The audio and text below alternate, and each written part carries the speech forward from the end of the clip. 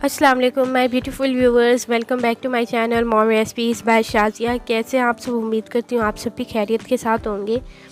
तो आज हम बनाएंगे नान खताई। नान खताई बनाने के लिए हमें जो इंग्रेडिएंट्स चाहिए उसके लिए हम लेंगे एक बाउल लेकर हम एक स्ट्रेनर उसके ऊपर रख लेंगे और इसमें 1.5 कप मैदा शामिल करेंगे और 1 चम्मच हम इसमें बेकिंग पाउडर शामिल करेंगे। उसके बाद हम मैदे को और बेकिंग पाउडर को 2 से 3 बार स्ट्रेनर की मदद से अच्छे से छान लेंगे। आपने इस बात का ख्याल रखना है 2 से 3 बार इसको अच्छे से लाजमी छानना है। अब हम एक बाउल लेकर उसमें 1 कप शुगर पाउडर शामिल करेंगे और 1.5 कप हम इसमें मक्खन शामिल करेंगे। अगर आप इसमें घी शामिल करेंगे तो वो 1/4 कप शामिल करेंगे। इसमें हम कुकिंग ऑयल नहीं, घी शामिल करेंगे। अगर आप इसका अल्टरनेट यूज़ करेंगे तो वो घी यूज़ करेंगे।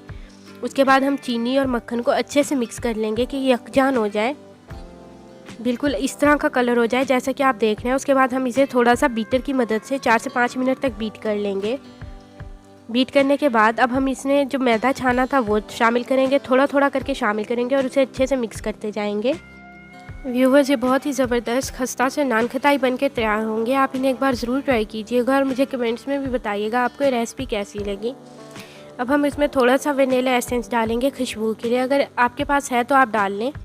अब हम 15 से 20 अदद बादाम बॉईल करने के बाद उनका छिलका उतार कर उन्हें क्रश कर लेंगे और वो इसमें शामिल करेंगे और अच्छे से मिक्स कर लेंगे जैसा कि आप वीडियो में देख रहे हैं। अब डो तैयार हो चुकी है। अब हम 1 चम्मच लेकर हाथों पे घी लगाने के बाद इसे अच्छे से नान खताई की शेप दे लेंगे जैसा कि आप वीडियो में देख रहे हैं। अब हम इन सारे नान खताई को एक बेकिंग ट्रे में रख लेंगे।